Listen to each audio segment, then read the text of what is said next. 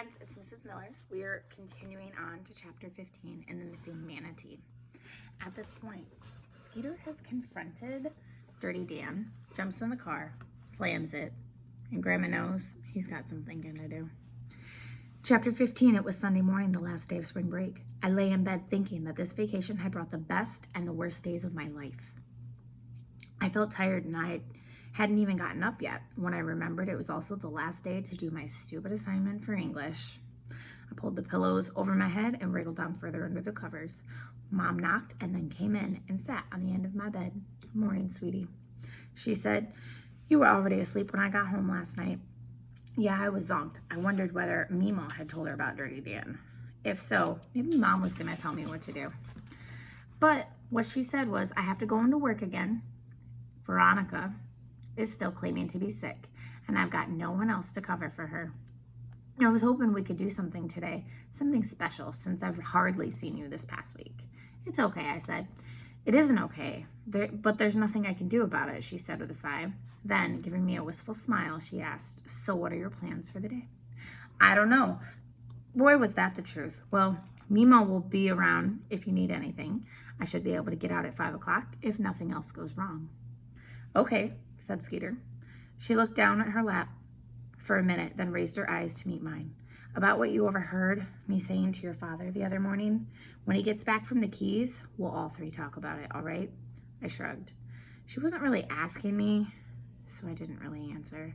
She leaned over to pat my leg under the covers. "Until then, you just try not to worry about it." "Sure, Mom. No matter what happens, your father and I both love you more than anything." "I know, but what, honey? Don't you love Mac anymore?" She sighed. "It's not that simple, Skeet. I think he's a good person. It's just hard for me to live with him. We're so different. I'm sure you can see that." "Well, yeah, but the way you've always been, why does everything have to change all of a sudden?" Mom sighed. "It's not really all of a sudden. It's very complicated." She tried unsuccessfully to smile. I swung my legs off the bed and got to my feet. Tired of questions nobody could answer, Mom sat on the bed for a minute, looking as if she wanted to say more. Then she too got up. I went to the kitchen and she went to her room to get dressed for work. Meemaw was at the stove when I walked in. "I'm in the mood for bacon, Skeet. How about you?"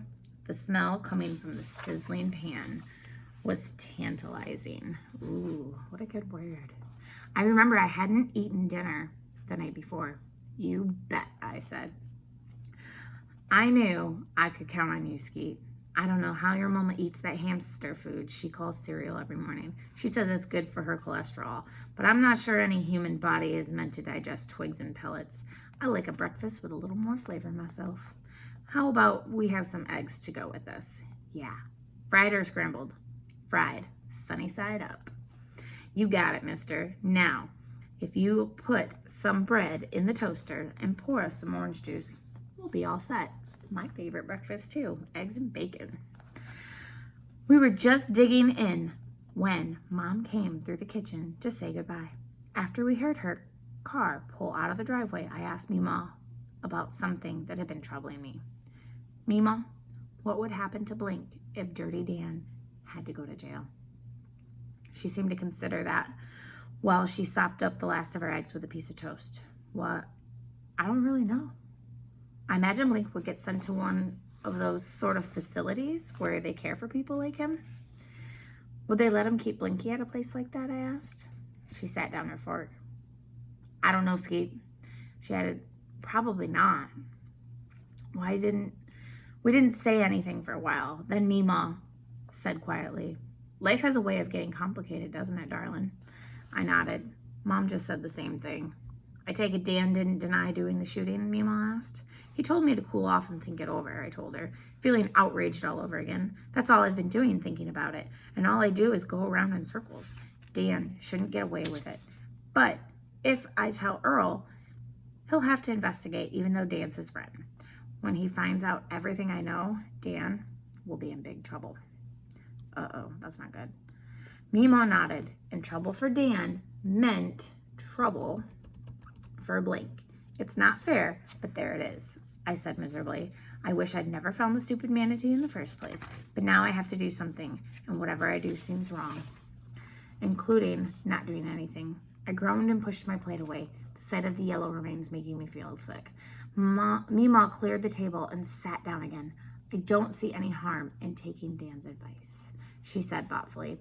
I must have looked incredulous. Because, she added quickly, I don't mean to put about the part about cooling off. I think you're right to be hot and bothered about the harmless creature being shot like that. But it's too late to save the manatee. So why not take your time and think over your options? Well, for one thing, the body disappeared once, and I'm afraid it'll disappear again. I said, for all I know, Dan might have already gone out this morning and towed it way out into the Gulf. Tried to cinder block it too and chuck it overboard. Meemaw stirred her coffee and said, if he has, there's nothing you can do about it now, and if he hasn't, he probably won't. And you've got nothing to lose by waiting. It'll give you a chance to talk it all over with your ma and Mac. Yeah, right, I said. Meemaw's eyebrows arched up, probably at the anger in my voice, which surprised even me. I added, Mac's in the keys and Mom's at work. And besides, how can I talk about anything with them? There's no them anymore. Meemaw didn't disagree or say any of the stupid things grown-ups often say to comfort kids, and which kids know really aren't true. She just nodded, looking sad. Your mama and Mac are having a hard time, she said, but I imagine it's harder on you than anybody. I don't understand what's wrong with the way things were before, I said, and I could hear the tears in my voice ready to spill out. Meemaw didn't say anything. She just made a sympathetic sound. After a moment, she said, there's a lot of fighting before Mac left. They tried to hide it, but I'm sure you heard it too. Yeah, I said.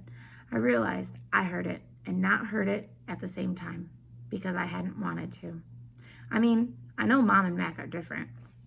I let the sentence trail away.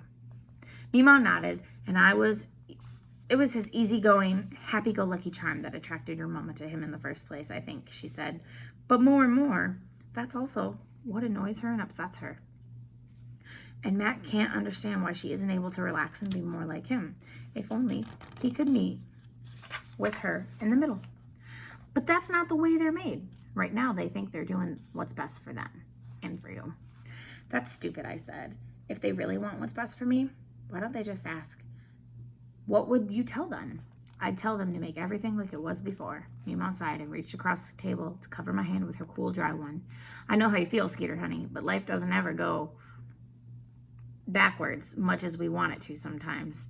We stayed that way for a while, and I liked the feel of Meemaw's hand on mine. I thought about what she'd said. Wishing Mom and Mac would be the way they were before was like wishing I'd never found the manatee. It was too late for that. Finally, Meemaw squeezed my fingers and leaned back. I feel a lot better if you talk with your parents about this business with Dan, Skeet. I can't help thinking there's another answer here somewhere. What do you say we tell your mama when she gets home, and then you can call your daddy on his cell phone? 4 heads are better than 2, I always say. I had to admit, I felt relief at the idea of Meemaw, Mac, and Mom sharing in the decision about what to do. I didn't like the possibility of the evidence that could disappear again if it hadn't already, but at least I could check on that. I couldn't count on Meemaw being right that it probably wouldn't. Okay, I said. After a moment, I added, thanks, Meemaw. I was grateful for her, and I felt really bad about the lie I was about to tell her. So Meemaw had a really good breakfast, but he's got a lot to think about. And it's really nice because he's got Meemaw to talk to and to tell his problems to. Do you have someone at home that you love to sit down and have a good conversation with? Maybe it's someone at school. Maybe it's someone at sports. That's a good question to think about.